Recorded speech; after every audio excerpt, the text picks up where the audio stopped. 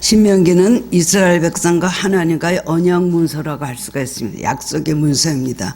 이렇게 하면 이렇게 해주시겠다는 하나님의 약속입니다. 오늘 본문은 이스라엘 백성이 40년의 고된 연단 광야 생활을 지나고 이제 가나안을 바로 눈앞에 두게 되었습니다. 가나안 접경에 왔을 때 모세의 고별 설교라고 할 수 있는 것이 바로 오늘 본문의 내용입니다. 민수기 20장 12절에 보면 이스라엘 백성이 마실 물이 없으니까 또 모세를 원망을 합니다. 그럴 때 모세가 하나님께 또 이스라엘 백성이 물이 없으니 나를 원망을 하고 돌팔매질을 하겠습니다 라고 말씀드렸을 때 하나님께서 너는 장로들을 데리고 지팡이를 들고 반석에 가서 반석을 명령해라. 물이 나오라 라고 명령하라는 것이죠. 가서 명령한 거기서 물이 나오면 그 물을 가지고 이스라엘 백성들에게 마시게 하라 말씀을 하셨는데 그 원망하는 이스라엘 백성을 보고 모세는 굉장히 화가 났어요. 혈기가 그냥 속에서 나옵니다. 본래 혈기 있었던 사람이었잖아요. 애굽에 살 때 엄청난 혈기꾼이었습니다. 사람을 죽일 정도로. 근데 미디안에 가서 그래도 40년 동안 지내면서 그 혈기가 다 죽고 목자로서 정말 그런 소망 없는 삶을 살다가 80살이 돼서 이스라엘 백성 인도하는데 이스라엘 백성들이 얼마나 모세를 많이 괴롭히는지 몰라요. 제가 어저께 쭉 또 성경을 읽어보면서 뭐라 그랬냐면 이스라엘 백성에게 내가 니네들 짐을 어떻게 다 해결하랴. 내가 니네들 삶을 어떻게 다 해결해 주자. 내가 너희들 문제를 다 어떻게 해결해 주자. 모두 모세한테 와서 해결하라. 그러니까 모세가 막 화가 나갖고 너희들의 짐, 너희들의 생활, 너희들의 삶, 너희들의 자녀 문제를 날 보고 다 어떻게 하라는 것이냐. 그래서 막 굉장히 거기서 그냥 성토를 하는 그런 말씀이 나오는 걸 보고 모세도 상당히 속이 많이 썩었겠다 라는 생각을 했습니다. 그런데 모세가 화가 나니까 반석에게 가서 바위에게 물이 나와라 이렇게 하면 되잖아요. 하나님 그렇게 명령하시는데. 근데 화가 나니까 2번이나 주먹으로 그냥 반석을 쳤어요. 그래서 물이 나오긴 나오는데 하나님 그때 굉장히 진노하셨습니다. 하나님 영광을 가려우고 그리고 명령을 어긴 것이 조용한 가운데 반석에 물 나라 이렇게 명령을 해야 되는데 주먹으로 치고 화를 막 내고 하니까 하나님의 영광을 가리게 그렇게 되었습니다. 이스라엘 목전에서 하나님의 거룩함을 나타내지 않고 자기 혈기를 나타내는 것이에요. 그래서 갑자기 하나님께서 말씀하셨습니다. 너는 가나안을 들어갈 수는 없을 것이다 말씀을 하셨습니다. 모세와 너 형 모세와 너는 아론과 너는 가나안에 들어가지 못할 것이다. 그 말씀을 들었을 때 얼마나 속상했을까요? 그래도 모세는 하나님의 뜻이 그러면 나는 이스라엘 백성과 함께 요단을 건너 가나안으로 들어가지 못할 것이다. 그걸 말씀을 통해서 미리 잘 알고 있었습니다. 하나님은 그 말씀을 보고 저는 이렇게 생각합니다. 모세가 반석을 주먹으로 쳐서 혈기를 부려가지고 하나님 화가 나서서 그 공의 하나님 그렇게 사랑하시는 모세를 그렇게 하셨을 것이다. 순간적으로 그런 말씀을 하셨는지 모르지만 깊은 진의는 그게 아니었을 것입니다. 모세가 만약에 가나안에 들어갔으면 모세는 뭐가 됐을까요? 하나님 앞에 동등한 위치에서는 우상이 되었을 거예요. 영웅이 되는 것이죠. 모세님 우리를 애굽에서 인도해서 광야를 거쳐서 가나안까지 들어오게 하셨습니까? 하고 엄청나게 모세를 막 행가르치고 굉장했을 거예요. 그러니까 하나님께서 너의 사역은 여기까지다. 요단을 건너지 못하고 요단이 이렇게 들여다보이는 모압 땅에서 또 그는 120세의 비스가 산에서 마지막으로 죽음을 맞이했다고 성경은 기록하고 있습니다. 모세는 말합니다. 신명기는 전체가 모세가 말한 마지막 고별설교, 유언, 당부의 말이라고 할 수가 있어요. 말하기를 너희는 하나님 약속하신 약속의 땅, 축복의 땅, 적과 꿀이 흐르는 그 땅에 가서 너희들에게 부탁하는 것은 너희 날에 그 안에서 장구하려면 하나님의 명령과 규례와 법도를 순종해야 된다고 간곡히 당부하고 있는 것이 바로 그것이 신명기의 말씀입니다. 하나님 앞에 이렇게 하면 너희가 복을 받을 것이요 너희들이 그렇지 않으면 너희는 저주를 받고 외색하려 섬기게 되고 가나안 족속에게 너희는 완전히 죽임을 당하게 될 것이다. 하나님께서 그렇게 말씀을 하셨습니다. 장구라는 말의 뜻은 뭐냐면요 매우 길고 오래다는 뜻이에요. 너희 날이 장구하려면 가나안에 들어서 너희 날이 기르려면 하나님 말씀으로 사는 것만이 너희 날이 길게 되는 그 비결이 거기 있다 말씀하고요. 그리고 너만 지킬 것이 아니라 너와 내 아들과 내 손자로 평생에 하나님을 경외하도록 하라. 그래야지 이스라엘 백성이 하나님의 그 선민으로서 모든 축복이 이어지는 것 아니겠습니까? 자기 당대만 그렇게 살고 끝나려는 것이 아니에요. 너와 내 자손들에게 하나님 말씀을 지키도록 하라. 하나님을 경외하도록 하라. 경외한다는 건 뭐예요? 두려워하면서 공경하는 것이 바로 경외입니다. 그리고 삼가라는 건 뭐죠? 조심하고 주의하는 것을 상도하는 것 뜻입니다. 모세는 신명기를 마지막으로 이제 120살에 디스가산에서 죽었고, 그 다음에 이스라엘의 지도자의 계승자는 누구였죠? 후임자는 바로 후계자는 바로 여호수아였습니다.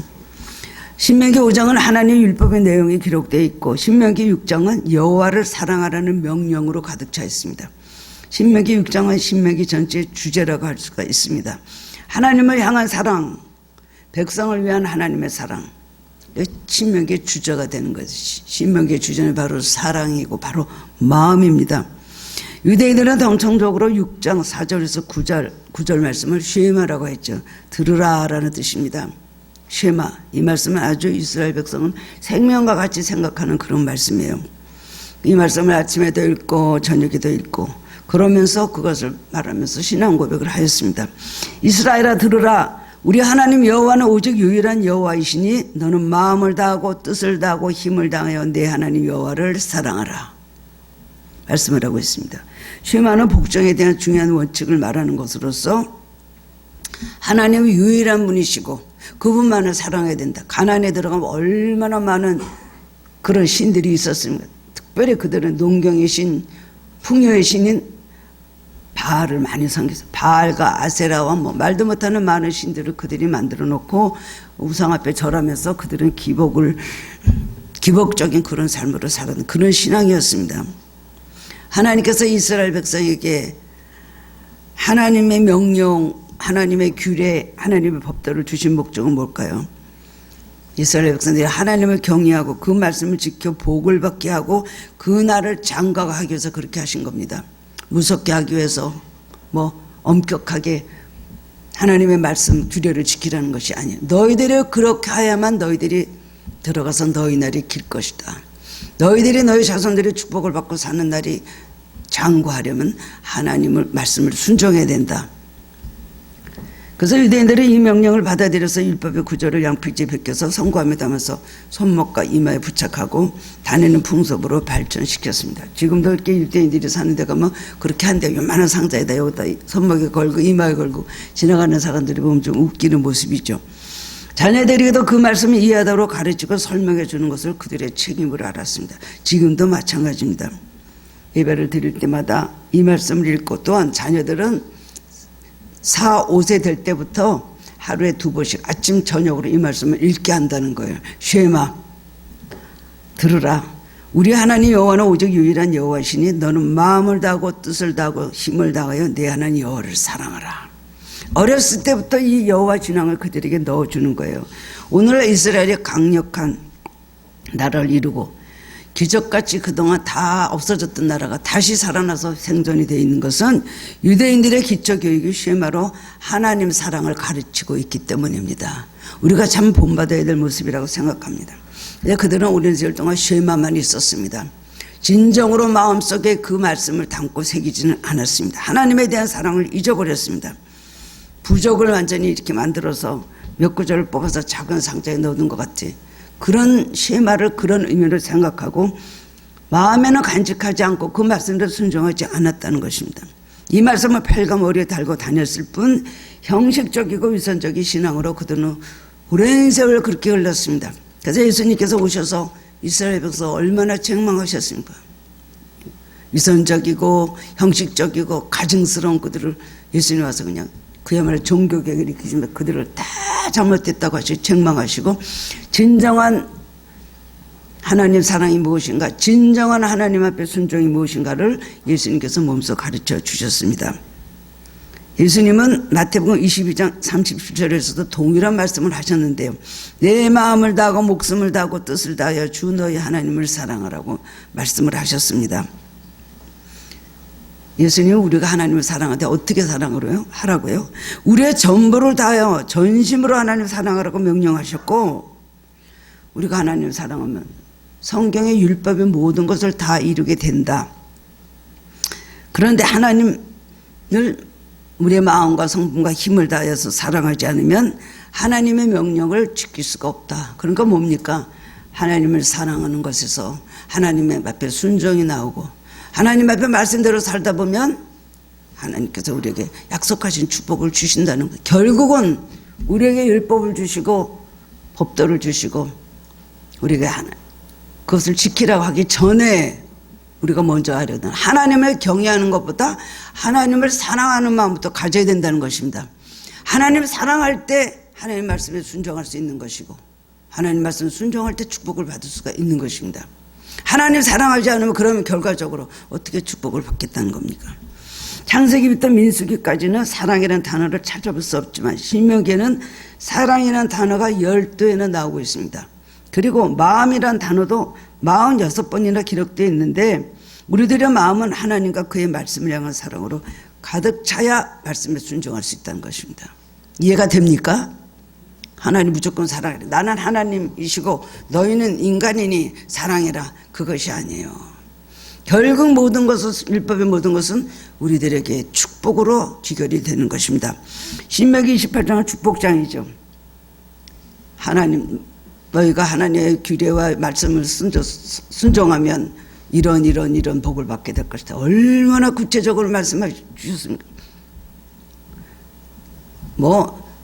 너와 내 몸의 소생과 내 토지의 육축의 새끼와 내 떡바늘거리기 복을 받고, 광주리가 복을 받고, 성읍에서도 복을 받고, 들에서도 복을 받고, 들어가도 복을 받고, 나가도 복을 받고. 너무나 구체적으로. 왜? 사람들이 다 원하는 것이 바로 그것입니다. 내 자식이 잘 되고 내 가축이 많이 번성하고 어디든지 가면 나는 복을 받기 원하는 그런 마음 누구에게나 다 있죠. 하나님께서 그 비결이 뭡니까? 너희들이 하나님을 사랑하면 하나님 말씀에 순종하게 될 것이고, 너희들이 순종하면 축복을 받게 될 것이고, 너희들이 불순종하면 저주가 없게 될 것이다. 신명기 28장에 구체적으로 이렇게 말씀을 해주고 있습니다. 하나님 우리를 사랑하시고 또 우리가 하나님을 사랑하시길 바라기를 원하고 계십니다. 우리는 어떻게 하나님을 사랑해야 될까요? 하나님에 대한 최고의 사랑이 무엇일까요? 오늘 다 알고 있었던 말이겠죠. 하나님 사랑해야 된다고 여러분 다 개념적으로 알고 있을 것입니다. 오늘 이 말씀을 통해서 다시 한번 깨달음을 얻고 하나님을 향한 사랑, 어떤 사랑을 해야 되나 함께 은혜를 나누는 시간이 되기 원합니다. 첫 번째로는 마음을 다하여 하나님을 사랑하라고 하셨습니다. 마음이란 것은 사람의 가장 깊은 곳에 있는 것이죠. 가장 중심입니다. 내 마음이 어디가 있느냐, 내 마음이 어느 쪽으로 흘러가고 있느냐가 그 사람을 결정짓는 거 아닙니까? 마음이란 우리의 내면, 감정, 의지, 양심 등을 포함하는 것입니다. 예레미야 11장 22절에 보면 이 마음을 심장으로 번역했습니다. 마음은 심장이에요. 예레미야가 3장 21절 말씀에도 이 마음을 중심이란 말로 번역을 했고, 그 다음에 잠언 4장 23절 말씀에는 이 마음은 생명의 근원이다. 마음을 지키라. 다른 것보다 마음을 지키라. 그러면 생명의 근원이 위에서 납니다. 잠언 4장 23절이 유명한 말씀입니다. 그러므로 우리가 사랑할 때는 하나님을 내 마음 중심부터 우리는 사랑하라는 것입니다. 그렇기 때문에 우리는 주님 사랑 안에 거하려면 어떻게? 주님을 마음속에 모셔야 돼요. 내 마음속에 주님이 계셔야 되는 겁니다. 수시로 주님을 생각하고 주님과 대화를 하고 또 주님을 찾고 하루 종일 자기 자식이 나가 있으면 얼마나 들어올 때까지 보고 싶습니까? 또 이상 같아도 서로 얼마나 마음이 그 가족, 헤어진 가족들에게 있으면서 그리워합니까? 마찬가지로 우리 마음속에 주님이 계셔야 된다는 것입니다. 너희는 마음으로부터 하나님 사랑하라.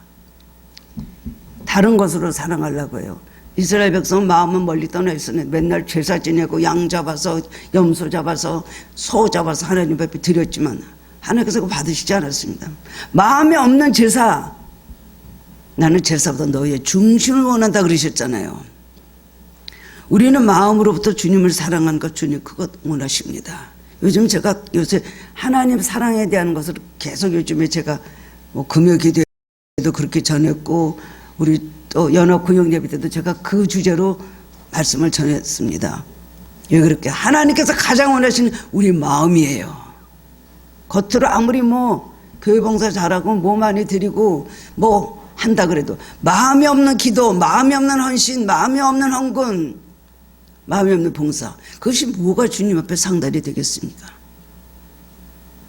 그래서 만약에 땅에서 상을 받는다면 주님께서 하신 말씀대로 너는 땅에서 이미 상을 받았느니라. 외식하는 자요, 너는 기도하면서 외식하는 자, 너는 상을 이미 받았다. 뭐 제사장들 그때 그 모든 종교 지도자들이 그렇죠. 사람들 앞에서 얼굴 찡그리고 기도하고 금식한다고 막 얼굴 찡그리고 주님께서 그 상을 이미 받았다 그랬어요. 사람들이 저 대단하네. 저렇게 금식하면서 저러시는구나. 구제도 그렇고 뭐도 그렇고 외식하는 건 다 마음에도 없는 것 겉으로 하는 것 안 받으신다는 겁니다. 하나님을 사랑하지만 온 마음으로 사랑하지 않는 것은 참사랑이 아닙니다. 목숨을 바쳐 사랑하지 않는 것도 참사랑이 아닙니다. 그럼 목숨을 어떻게 바쳐요? 우리가 순교자의 반열에 들어서 우리가 지금 죽겠습니까? 여기 북한입니까? 그렇지 않죠. 그럴 만큼 너는 죽도록 충성하라. 그럼 생명의 관을 너에게 주리라. 죽으라는 거예요. 죽을 것 같은 만큼 그렇게 힘들 것 마치 이러다가 죽겠다 할 생각이 들 정도로 하나님 앞에 우리가 충성하고 사랑하라는 것을 말씀해 주고 있습니다. 목숨을 버리는 것 정도로. 주님께서 우리 목숨 찾지 않아요. 아버지는 죽으라고 하겠습니까? 그렇지 않지만 그럴 정도로 하나님을 사랑하라는 것입니다. 하나님 사랑이 많으신 분이 뭐가 부족해서 인간들의 그렇게 사랑을 받지 못해서 그러실까? 우리가 헌금하는 것, 우리가 기도하는 것, 봉사하는 것 그 자체가 의가 아닙니다. 헌금하는 것은 너의 마음이 거기 있으면 너의 마음을 나한테 주는구나. 기도하는 것도 너가 나를 찾고 나랑 대화하고 싶어 하는구나.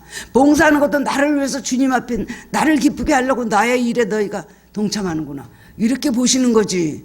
우리들의 기도와 우리들의 헌금과 우리들의 봉사가 뭐 하나님 앞에 대단한 것입니까? 모든 것이 더럽고 온전하지 못한 것이지만 우리의 마음을 드리는 걸 그렇게 원한다는 것입니다. 마음을 다해 사랑한다면 우리 요새 허트 하잖아요. 이렇게 애들도 매일 사랑합니다. 뭐 그리고 두 손은 다 들기 싫으면 한 손으로도 하더라고요. 하트, 심장에 있다는 것이죠. 우리의 심장에 하나님이 있다는 걸 말하는 것이에요. 여러분 마음속에 예수님이 계십니까? 첫 번째로 원하는 우리 마음. 우리 마음을 하나님은 성전 삼으시고 보좌 삼으시고 이 안에 계시길 원한다 그랬잖아요. 너의 마음에 하나님 계시는 성전인 걸 알지 못하느냐 그랬어요. 우리 마음속에 주님을 모셔야 되는 것입니다. 그래서 우리가 정말 진실한 마음으로 누구를 사랑하면 좋아하는 감정이 가시죠. 끌어안고 싶고 어루만지고 싶고 뭐 주고 싶고 그게 사랑입니다. 하나님 우리에게 그렇게 거짓없는 진실의 사랑, 꾸밈이 없는 그런 진실의 사랑을 하나님께서 원하시고 우리는 그런 감정을 하나님께 가지고 있어야 됩니다. 우리가 그렇습니까? 하나님 앞에 달라 안 주면 그 다음에 하나님 왜 이러십니까? 그 다음에 또 이해할 수 없는 여러 가지 고난과 어려움을 주시면 이건 또 왜 이래? 참 알 수 없는 하나님이다. 또 하나님 어떤 매를 때리는 것 같이 느낄 때는 무서운 하나님이다. 알 수 없는 하나님이다. 막 혼란스러워지는 거예요. 하나님에 대한 우리의 모든 정의가 아주 복잡해지죠. 그렇게 될 때가 많이 있습니다. 요한복음 14장 15절에서 예수님 너희가 나를 사랑하면 나의 계명을 지키리라. 사랑하는 것과 계명을 지키는 것, 축복받는 것은 다 한 줄에 매인 걸 아시기를 바랍니다. 사랑한다는 말을 좀 더 감정적인 뜻으로 너무 좋아하기 때문에 저절로 순종하게 된다는 거예요. 하나님께서 우리에게 원하시는 순종이 뭡니까? 이 신명이 계속해서 너희가 가난해들어 이렇게 하지 마라 저렇게 하지 말아라. 내가 너희에게 정말 풍성한 약속하신 것을 줄 것이다. 너희들이 건축하지 않은 성에 들어가 너희들이 살게 될 것이고 너희들이 기르지 않은 그런 모든 나무의 과일을 먹게 될 것이고 밀가보리의 감남과 포도의 소산지역 뭐 동을 캐고 철을 캐고 분청과 샘이 흐르고 말도 못하는 완벽한 축복을 말씀하시고 그러나 너희들이 그곳에 가서 하나님 사랑하지 않고 말씀대로 살지 않으면은 어떻게 될 것인가.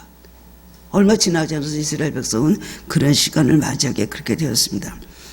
우리는 하나님께서 원하시는 순종 너무 좋아하기 때문에 순종하는 것이죠. 부모들이 자식이 뭘 요구할 때 무조건 자식 이기는 부모 없다 그러죠. 왜 자식에게 그렇게 해줍니까? 사랑하기 때문입니다. 눈에 넣어도 아프지도 않죠. 그냥 말하는 거 하는 거 얼마나 그렇습니까? 사랑하기 때문에 해주는 거 아닙니까? 그리고 자녀들이 또 엄마를 사랑할 때도 부모들이 원하는 거 뭐예요? 엄마는 무서우니까 내가 말 안 들으면 안 되지. 또 엄마한테 뭐를 타내야 되니까 머리 굴려가지고 이렇게 하고. 그렇게 순종하라는 건 아니죠. 얼마 지나면 다 알지. 거짓인 게 나타나지 않습니까? 다 나타나게 되어 있습니다. 하나님은 너무나 사랑하니까 저절로 순종하는 것,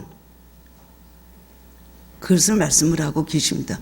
예전에 오래전에 전도한 분이 있었는데, 전도 막 불교 굉장히 그런 거 믿던 집안의 아들이었는데 전도를 하는데 예수를 믿게 됐는데 그렇게 은혜를 받더라고요. 젊은 한 30대의 그런 애기 아빠였습니다. 근데 그냥 사업이 막 어려워지기 시작을 해갖고 굉장히 어려움을 많이 겪는데 이 사람이 그냥 주님 사랑으로 충만한 거예요. 그래서 가서 이제 신방 와주세요 하고 이렇게 가면은요, 액자 앞에 액자가 있고 예수님 액자, 거기에 꽃이 매일 다른 꽃이 한 송이씩 놓여져 있어요. 어느 날은 카네이션, 오늘은 장미, 어느 때는 국화, 뭔가 그러니까 매일 나가서 꽃을, 그 옆에 산이 있었거든요. 꽃을 뜯어다가 아니면 또 사다가 매일 주님 사랑합니다 하고 그 꽃을 갖다 액자에다 끼워두던데요. 아빠가. 야, 대단한 믿음이네. 참 예쁘게 예수 믿네. 예쁘게가 아니에요. 주님께서 그걸 다 받으신 거예요. 한 2년 동안 경제 물질적으로 고생했는데 미국에서 정적적으로 오라는 어떤 제의가 들어서 미국 가서 사업을 해서 너무나 잘 살고 있습니다. 저한테 카드를 한번 보냈는데 정말 하나님의 은혜로 우리 남편이 바뀌더니 이렇게 많은 축복을 받게 됐어요. 우리는 미국에서 지금 그 어린애들이 그때 고등학생 뭐 이렇게 다 큰 나이가 되었다 그러면서 카드를 보냈더라고요. 여러분, 주님 사랑, 주님께서 가장 마음으로 사랑하는 거 원하십니다. 적당히 어느 걸로 뭐 보이는 걸로 이렇게 하면 교회에서 욕하겠지. 이렇게 하면 목사님 뭐라 그러겠지. 이 정도는 주님께서 받으지. 그런 거는 받으시지도 않아요. 첫 번째로는 마음을 다해 하나님을 사랑하라. 우리 마음속에서 예수님 떠나셨다면 다시 한번 예수님 모셔드리기를 바랍니다. 우리는 하나님을 경외할 게 아니라 하나님 먼저 사랑하는 것을 배워야 됩니다. 그럼 저절로 경외가 되는 거예요. 하나님 질투하시는 하나님이시죠. 하나님 그렇기 때문에 하나님 이외의 것을 사랑하고 세상과 우리를 나눠서 같이 겸해서 소유하고 싶어 하시지 않으시는 분이십니다. 하나님은 너희 마음속에는 우상은 없으라. 우리가 우상하면 뭐 만들어 놓고 절하고 뭐 어디다 빌고 하는 것이 우상인 줄 아세요? 우상이란 건 하나님보다 더 사랑하는 건 다 우상입니다. 하나님보다 더 사랑하는 건 너무 많죠. 하나님 여러분 몇 순위 놉니까? 저도 왔다 갔다 할 때가 많아요. 잊어버리겠다. 주님 잊어버렸네. 아니지. 이거 주님 중심으로 맞춰야지 하면서 가는 것이지. 우리는 그냥 궤도를 벗어났다가 들어왔다, 궤도를 벗어났다 들어왔다, 이럴 때가 얼마나 많이 있는지 모릅니다. 하나님은 질투하시는 하나님이신 줄, 하나님은 질투를 하셔요. 그렇게 속되신 분이신가? 하나님 질투하시는 하나님이세요. 우상 섬기는 걸 가장 싫어하죠. 근데 우리 마음속에 나는 우상을 안 섬깁니다. 난 철저한 크리스찬입니다 하지만 마음속에 우상은 너무 많죠. 우리가 사마리아인의 요한복음 4장의 말씀을 잘 알고 있습니다. 예수님께서 사마리아인에게 물가로 오셔갖고 얘기저기 하시다가 너 남편을 불러오라. 그랬더니 저는 남편이 없고 지금 있는 남편도 내 남편이 아닙니다. 고백을 하고 죄를 회개한 거예요. 그랬더니 예수님께서 네가 남편 5이 있었으나 지금 있는 남편도 나는 남편이 없나이다 그랬어요. 그 여자. 그러니까 예수님께서 그랬죠. 너 남편이 5이 있지만 지금 있는 6째 남편도 네 남편이 아니야. 적법한 남편이 아니야. 그럼 이렇게 타락한 여인, 비열주 사는 여인, 그래서 사람들에게 손가락질 받아서 대낮에 물도 기르러 오지 못하는 여인, 우리가 바로 그런 사람인 거 아십니까? 우상이 얼마나 많아요.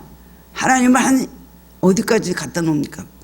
예수님을 저 뒤에 갖다 놓고 1번, 2번, 3번, 4번 아마 그러면서 주님 사랑한다고 찬양 부를 때는 주 예수보다도 귀한 것은 없다라고 우리는 찬양을 하는 것입니다. 하나님께서 우리 마음에 우상이 많은 그 우상을 빼앗아 버리세요. 물질이 우상이 되면 잘 나가다가 나중에는 물질이 탁 해서 물질이 아무것도 아닌 거 알게 하시면서 기도하게 하십니다. 하나님 의지하게 하십니다. 자식이 완전히 몰두해서 자식 하는 사람은요, 그 자식 때문에 속속을 일 생겨요. 나중에 그 자식 문제도 하나님 앞에 갖고 나오게 만들더라고요. 이 세상의 모든 조건이 바로 그렇습니다. 권력을 우상으로 삼으면 권력 빼앗으시고, 그 다음엔 우리의 모든 것들이 세상 것 우상으로 갖고 있을 때 하나님은 그런 거짓 사랑에 속으시지도 않으시고, 또한 그런 사람에게 하나님 원하시는 대로 그렇게 축복을 주시는 분도 아니시라는 겁니다. 이스라엘 역사를 보면 이스라엘 사람들이 하나님 앞에 불순종했어요.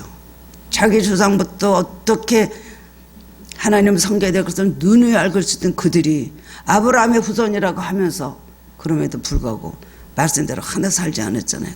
특히 가나안에 들어와서는 애굽에 살 때는 애굽의 신들을 또 섬기는 그런 잘못된 신앙관을 가지고 있었는데 광야에서 연단받으면서 하나님만 바라보게 하시더니, 그 다음에 가나안에 들어와서는 거기는 가나안의 모든 신들을 섬기고, 그 다음에는 그들은 풍속을 따르고 가나안 여인들하고 통혼을 하고, 그러면서 이스라엘 백성은 생명을 잃어버리고 하나님이 또 다시 채찍과 하나님의 심판을 받게 되었습니다. 우리가 복받는 길은 무엇일까요? 하나님 사랑하는 길입니다. 여러분을 위해서 하나님께서 주신 말씀이에요. 하나님 사랑하는 건 하나님이 좋으시라고가 아니에요. 하나님 물론 기뻐 받으시지만 우리들이 하나님 사랑하는 길밖에 다른 길은 없다는 것을 알으셔야 됩니다. 금방 보면 안 그렇죠. 금방 보면 뭐가 하나님 사랑하는데 더 고난만 오더라, 하나님 사랑하는데 무슨 좋은 일이 있어 라고 단언할 수 있겠지만, 오랜 세월을 두고 보십시오. 하나님을 섬기는 나라들은 다 축복을 받았습니다. 공산주의가 된 나라들은 다 멸망을 당하고 나라가 완전히 망하게 되었습니다.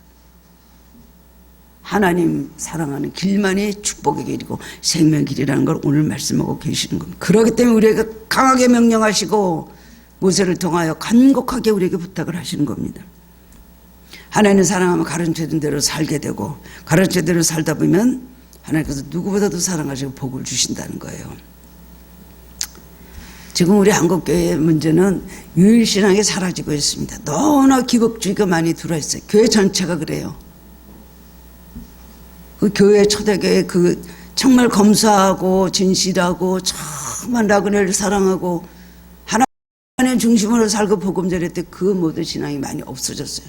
나라가 부유해져서 그런 것도 있고, 한국의 교단이 많이 커졌기 때문에, 기독교 교단이 커졌기 때문에 그럴 수도 있지만은 너무나 기복주의가 들어와 있습니다. 세상과 너무 혼합주의가 들어와 있습니다. 신앙생활을 하면서 우리가 왜 갈등이 일어날까요? 갈등이 왜 이러냐? 왜 우리가 갈등이 있습니까? 이렇게 할까 저렇게 할까 이렇게 할까 저렇게 할까? 하나님에 대한 사랑이 식었기 때문에, 부족하기 때문이에요. 우리가 하나님에 대한 사랑에 꽉 박힌 사랑을 하고 있으면 갈등이 없습니다. 무조건이에요. 무조건. 어디 가야 돼? 아유 오늘 교회 가야지. 뭐 해야 돼요? 하나님 일부터 해야지. 아니 또 뭐 해야 돼? 아니야, 기도하고 말씀하는 이 시간이 나에겐 가장 소중한 시간이야. 저절로 그렇게 된다는 거예요. 하나님 그런 사랑과 그런 순종을 원하신다는 겁니다. 우리가 하나님 사랑에 온전히 우리가 하나님 사랑이 하면서 살면요 갈등이 없어요. 핑계도 없고 구실도 없고요. 그리고 뭐 불순종과 순종 사이에서 왔다 갔다 하면서 갈등할 거 고민할 거 없어요. 여호수아 갈렙은 말했습니다. 나는 여호와 하나님만을 섬기겠노라. 하나님 사랑은 무조건입니다. 우리가 무조건 하나님 사랑하면 하나님을 최우선 순위로 사랑하고 무조건 하나님 편에서 선택하고 결정하게 되는 거예요. 이런 신앙을 하나님께서 원하신다는 겁니다. 근데 우리 이렇게 말을 하죠. 누구나 다 그런 말을 합니다. 먹고 살아야 되는데요. 하나님만 갖고 어떻게 살아요? 돈도 필요하고요. 자식들도 길러야 되는데요. 필요한 게 얼마나 많은데요. 하나님 그래서만 어떻게 되겠습니까? 그렇지만 하나님께서는 이해되지 않아도 하나님 사랑이 이루어지면 먹고 사는 문제는 하나님께서 다 채우시겠다고 약속하셨습니다. 그렇게 할 수 있어요. 무조건 뭐 종말론자들 같이 다 뭐 떠나서 산속으로 들어가서 주님의 재림만 기다리고 휴거만 기다리고 그렇게 믿지 않아도요. 항상 시마다 때마다 성령 우리 마음 감동하시면 우리는 어떤 결정을 하고 어떤 선택을 해야 될지 가르쳐 주십니다. 성령 안에 살면 그것을 다 할 수 있게 해주세요. 몇 가지로 못할 것 같습니까? 가정생활도 하고 일상생활도 하고 교회생활도 하고 그런 시간이 어떻게 나오는지 몰라요. 기도를 1순위에 놓는 사람은요 아무리 바빠도 기도할 시간이 나와요. 근데 기도를 맨 뒤에 놓는 사람은 바빠 죽겠는데 기도한다 그러고 지금 기도하게 생겼냐고 그렇게 말하는 걸 보게 되죠. 말씀대로 살면 그의 나라와 그의 의를 구하라 그리하면 이 모든 것을 더하여 주시리라. 처음에는 이렇게 안 돼요. 이게 인내하자면 이 말씀이 어떻게 이루어지는 걸 기다립니까? 아닌데 했든지 안 되더구만 별 볼 일 없던데. 그렇지만 믿음으로 하다 보면 하나님께서 반드시 채우시는 것을 보게 됩니다. 어떤 집사님이 있었어요. 근데 너무나 가난해요. 아이들 둘이 학교 다니는데 대학 다니는데 등록금 할 수가 전혀 없었다고 합니다. 돈이 없어 어차피 등록금 못하고 뭐 그냥 어떻게 해야 되나 또 이렇게 하고 있었는데 교회에서 목사님 설교하시는데 아프리카 아이들을 굶어주는 거 다 가서 찍어오신 거예요. 정교사님 갔다가. 그리고 그 다음에 그 아이들이 뭐가 필요하고 그냥 그런 걸 보고 감동이 됐어요.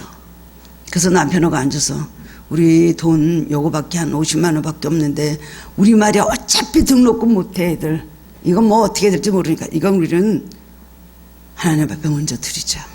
하나님 앞에 드렸어요. 그리고 드리고 났는데 그래서 하나님 앞에 드리고서는 예배를 끝났는데요. 이거 진짜 얘기예요. 제가 그 얘기 들었어요. 그런데 오후 2시쯤 돼가지고요. 목사님, 부목사님이 부르시더래요. 일로 오라고. 그래서 갔더니 장학금이 나왔다 그러더래요. 큰아이 장학금. 너무 놀라가지고요. 이분이 깜짝 놀라죠. 그랬더니 그 다음 주에 또 연락이 왔대. 작은 아이 등록금도 교회에서 주기로 했다고요. 장학금을. 이분이 그걸 바라고 헌금했겠어요? 하나님 사랑하는 마음으로 하니까 하나님께서 다 알고 채워주셨다는 겁니다. 두 번째로는 우리 뜻을 다해 사랑하라 그랬습니다. 아까는 허트죠. 지금은 마인드입니다. 뜻이란 히브리 말로 혼을 뜻하는 것입니다. 마인드는 생각하는 능력. 우리가 그런 마인드가 있다 없다 그런 생각을 말하는 것이죠. 우리 사람들이 시시보는 보통 생각하지 않고 살고 한 10%만 생각하고 산대요. 우리는 생각 속에 머릿속에 정신 속에 하나님을 우리가 사랑하는 마음이 있어야 된다는 것입니다. 마음을 사랑하죠. 지정의 신앙 중에 마음을 사랑하는 건 정적인 신앙이에요. 뜨거워야 돼요. 주님 사랑으로 우리 심장이 막 고동쳐야 돼요. 머리는 뭐죠? 지혜의 신앙이에요. 하나님을 알아야 돼요. 하나님 우리에게 자유의지를 주셨고 인간이지만 우리에게 다 모든 걸 할 수 있는 생각할 수 있는 만물의 영장으로 우리를 만들어 주셨어요. 그래서 에덴 동산에서 선악과 따먹지 마. 선악과 따먹어 주고 말씀을 한마디 하셨지만 따라다니면서 선악과 따먹는 안 하지 않으셨죠. 스스로 우리는 악을 버리고 선을 행하고 스스로 우리는 사탄의 모든 유혹을 버리고 하나님을 선택하도록 하나님께서 원하십니다. 그런 자유의지를 위해 줬기 때문에 여러분 사실 이 머리를 생각하고요 정신적으로 아는 것 생각하는 것 하나님 우리에게 이성도 주시고 하나님 우리에게 지성 우리에게 또 이런 모든 논리적인 그런 능력을 주셨기 때문에 우리는 생각할 줄 알아야 돼요. 너무 기복주의거나 신비주의인 사람들은요 자기의 모든 신앙을 완전히 그냥 모든 상식적인 건 무시해버려요. 우리가 상식적이라는 것이 바로 이것이 하나님을 생각 속에 하나님을 모시는 겁니다.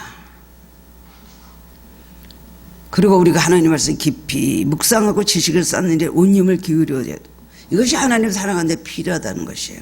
알아야 됩니다. 알지 못하니까 이단에 빠지고 말도 안 되는 신천지 교리에 빠지고 받은 바 성령을 다 땅에 쏟아버리고 헛된 데 가가지고 가정이 다 파탄나는 경우를 얼마나 많이 봅니까? 마음으로 하나님을 좋아하고 사랑하기 원하고 그 다음에 생각 속에서도 모든 뜻을 다하여 의지적으로 하나님을 잘 섬기기를 사랑하기를 원하신다는 겁니다. 뜻은 뭐죠? 영혼을 의미하고 의지, 생각을 의미하는 것입니다. 우리 의지적으로도요 잘 노력을 하고 그때대로 살도록 해야 되는, 마음이 뜨거운 거 좋습니다. 의지. 하나님은 참, 하나님의 생각, 하나님의 의지, 하나님의 모든 계획하시면 우리에게 얼마나 그런 일들을 많이 이루셨습니까? 우리 하나님 형상을 담은 우리들로서 우리는 의지적으로 하나님을 잘 우리 생각 속에 생각하면 하나님을 사랑하고 하나님 어떤 분이라는 거 알고 성경을 통해서 하나님을 자기가 깨닫고 그것을 간직하고 있는 것이 우리에게 참으로 이제 보화가 되는 것입니다. 하나님을 온전히 신뢰하는 사람은 세상을 바라볼 수 있는 여유가 없습니다. 성경을 읽으면 내가 지금 잘못하고 있다는 거 알아야 돼요. 마음으로 뜨거웠다고 푹 식으면 끝입니다. 그런 신앙. 그러나 말씀을 읽고 말씀을 알다 보면요, 내가 지금 잘못하고 있지. 이 성경이 그저 잘못됐다고 했잖아. 내가 지금 잘못 생각하고. 이거는 분명히 죄야. 이거 깨달아 알아야 돼요. 근데 그런 건 못 깨달는 거야. 하나님 우리의 모든 영혼을 관장하시는 분이십니다. 우리가 뜻을 향해서 하나님을 사랑하는 방법은요, 하나님을 영과 진리로 예배하는 거예요. 우리는 예배자의 삶을 살아야 됩니다. 평생에. 성경에 나온 모든 신앙의 위인들은 제단 쌓는 삶으로 그들의 승부를 걸었던 사람이에요. 우리가 하나님과 뭐랑 교통합니까? 우리가 하나님 만날 수 있는 길이 뭡니까? 제단 쌓는 것, 예배 드리는 것. 우리는 언제 어디서나 괴로우나 슬프나 실패할 때나 낙심될 때도 우리는 예배자의 삶을 살아야 되는 거예요. 하나님 그런 삶을 원하시는 것입니다. 또 뜻을 다해서 하나님을 사랑하는 것은요, 하나님 말씀을 읽고 듣고 기뻐하는 것이에요. 그리고 그것을 지키는 삶이죠. 성경을 읽는 자마다 복이 있으며 듣는 자가 복이 있으며 그것을 지켜 행하는 자가 복이 있다. 계시록 1장에 그렇게 말씀을 하고 있습니다. 말씀 중심으로 산다는 것이 쉬운 일 아니지만 말씀에 자신을 맞추고 말씀에 자신을 삶을 이끌어가도록 자신의 행동을 곧비 채워서 근신해야 됩니다. 예수 믿으면서 막가파로 사시겠어요? 막가파로 되는 대로 내 멋대로 행하고 말 함부로 하고 화내고 욕하고 그렇게 살 수 없죠. 자기 말씀으로 우리를 곧비 채우다. 말씀을 알면 그게 돼요. 말씀을 모르기 때문에 그게 그렇게 잘못된 건 모릅니다. 또한 우리가 뜻대로 하는 것은 기도 생활로 표현되는 것이죠. 기도 생활. 기도는 뭐죠? 영혼의 호흡입니다. 하나님과 대화하는 대화의 바로 장이 바로 기도입니다. 기도 없이 어떻게 하나님의 그 하늘의 그 신령한 은사와 능력과 그 거룩함을 우리가 받을 수가 있겠어요? 우리는 매일 더러운 것들 우리에게 와서 우리는 죄짓고 타락하고 물들고 때묻고 까맣게 되는 것이 우리의 삶입니다. 기도하는 가운데 우리의 모든 걸 토해놓고 우리의 모든 죄악을 하나님 앞에 다 회개하면서 내놓고 주님의 도우심을 간구할 때에 아름다운 기도 생활의 호흡으로 말미암아 우리가 하나님 앞에 온전한 신앙 생활이 유지될 수가 있는 것입니다. 우리가 호흡하는 건 뭐죠? 내뿜는 쉼과 들이마시는 쉼 두 가지가 있잖아요. 산소는 들이마시고 우리 속에 있는 탄산가스 이런 것은 내뿜습니다. 기도란 것이 바로 그거예요. 기도 못하는 사람은요 죽을 수밖에 없는 것이고, 호흡을 못하는 사람이 보약을 먹으면 뭐합니까? 호흡을 못하는 사람은 죽은 사람인데, 호흡을 못하는 사람이 밥을 아무리 잘 먹고 비싼 데 가서 뭐를 먹고 좋은 옷을 입고 그 살아있는 사람의 시체에다 갖다 붙는 것이죠. 여러분 기도 생활을 절대로 끊지 마시기 바랍니다. 언제 어디서나 마음으로 누워서나 앉아서나 일할 때나 뭐하든 항상 주님과 대화하는 삶, 이런 삶을 승리할 수 있습니다. 하루를 무엇으로 시작해요? 나는 기도로 시작합니다. 그 말이 나와야 돼요. 눈 뜨면 무엇부터 생각하냐? 기도로 시작합니다. 밤에 잘 때는 무엇으로 우리가 잠이 들까요? 하루를 돌아보면 하나님 앞에 기도하면서 사는 삶, 하나님께서 원하신다는 겁니다. 마지막으로는 힘을 다해 사랑하라 했습니다. 마이트는 마이트, 열렬히 심히 극히 사랑한다는 뜻입니다. 그건 뭐죠? 우리의 모든 마음으로 사랑하고 우리의 모든 의지적으로 생각으로 사랑하고 그 다음에 뭐예요? 우리의 육체적인 모든 것, 이것을 통해서 육체적인 힘과 활동력, 우리의 재능, 능력을 다해서 하나님을 사랑해야 된다는 것입니다. 우리에게 얼마나 많은 것이 있습니까? 힘이 있습니다. 능력이 있습니다. 우리의 재능이 있습니다. 시간이 있습니다. 또 물질도 있습니다. 여러 가지 많은 것들이 나에게 주어주신 거지. 이걸 다해서 수고하면서 하나님을 섬기라 하십니다. 여러분 애창봉사하거나 또 우리 성가대들 교사 주차 봉사, 꽃꽂이 다 그 몸으로 하는 거죠. 육체적으로 고생해야 돼요. 교회 나와서 다리 꼬고 앉아서 절대로 나는 안 합니다. 그건 남이 하는 거지 내가 하는 거 아닙니다. 라고 하면 안 됩니다. 예전에 초대교회 성도들은요, 저는 그런 책을 많이 읽었어요. 교회가 어디 있어요? 그냥 뭐 처음에 너무 은혜들 받으니까 교회를 짓고 싶으니까 교회 줄 돈이 어디 있어요? 흙벽돌 찍어갖고 말려갖고 여자들도 처녀들도 그렇게 했다고 합니다. 그걸 갖다 말려갖고 그거를 다 날라갖고 교회를 진 교회들이 너무나 많이 있더라고요. 하나님께서 그 다음에 좋은 성전을 주시고 교회 올 때도 뭐 30리를 걸어와가지고 추운 겨울에 불도 없는 데서 예배드리고 그런 신앙생활을 하였습니다. 6절 보면 오늘날 내가 내게 명하는 이 말씀을 너는 마음에 새기고 어떻게 될까? 마음을 새겨야 돼요. 여러분도 말씀 들어서 마음속에 그걸 새겨야 됩니다. 이쪽으로 흘려서 이쪽으로 나가버리는 것이 되면 안 돼요. 뭐 맨날 하는 소리지? 들으려고 하면은 들려지고 들으려고 하고 삼하면 주님의 능력이 여러분 마음속에 은혜와 함께 여러분 마음속에 채워주십니다. 그걸 기억하시기 바랍니다. 골로새 3장 16절 보면 그리스도의 말씀이 너희 속에 풍성하게 거하게 하라 그랬어요. 거한다는 거예요. 집을 짓고 그 안에 거한다는 것이죠. 하나님의 말씀이 우리 안에 집을 짓고 우리가 그 안에 거해야 된다는 거예요. 그런 삶을 사는 것이 하나님을 사랑하는 삶이라고 할 수가 있습니다. 우리 초대교회 목사님들 참 훌륭한 목사님들 많이 있었죠. 뭐 나이로서 많은 분들을 우리가 알고 있습니다. 주교철 목사님 순교하셨잖아요. 순교하시면서 정말 모범을 보이신 목사님, 손양호 목사님 사랑의 원자탄, 자기 아들 둘을 죽인 그 원수를 자기 아들로 삼고요. 그렇게 한밥상에서 밥을 떠서 먹이면서 그렇게 사랑하고 그러면서도 뭐라고 기도하셨냐면은 내가 천국의 상급을 바라고 주님께 드리는 사랑이 되지 않게 해 주옵소서. 그 기도 제목이었다는 거예요. 우리는 그래도 이거 천국의 상급으로 이어지길 바라는 마음인데 주님 사랑하려 다른 것으로 아니라 주님 사랑하기 때문에 내가 사랑하게 해달라는 그동 기도를 하셨다는 거 유명합니다. 이영도 목사님이라는 분도 말하기를 예수님의 피가 나의 심장에 흐른다 라고 고백을 했어요. 중세기 스페인의 위대한 선교사 레이먼드 럴일은 나는 이 세상에서 꼭 한 가지 열정을 가지고 있다. 바로 예수 그리스도에 대한 열정이다. 다른 데는 다 열심하고 열정 내면서 주님을 향해서는 아무 관심도 없고 그럴 때가 얼마나 많이 있습니까? 만약에 그렇다면 다시 한번 회복하는 시간이 되기 원합니다. 마음을 다하고 힘을 다하고 뜻을 다하고 너의 모든 걸 다해서 내 하나님을 사랑하라. 주님도 여러 번 말씀을 하셨습니다. 주님 사랑하는 일을 게을러서는 안 될 것입니다. 주님을 발바닥에 놓고 발바닥에 때만큼 난 여기가 맨 발에다 두고 그렇게 하나님 섬기면 안 됩니다. 안 보이는 하나님이라고 그렇게 할 때 하나님께서 안 보십니까? 다 보고 알고 계시다는 겁니다.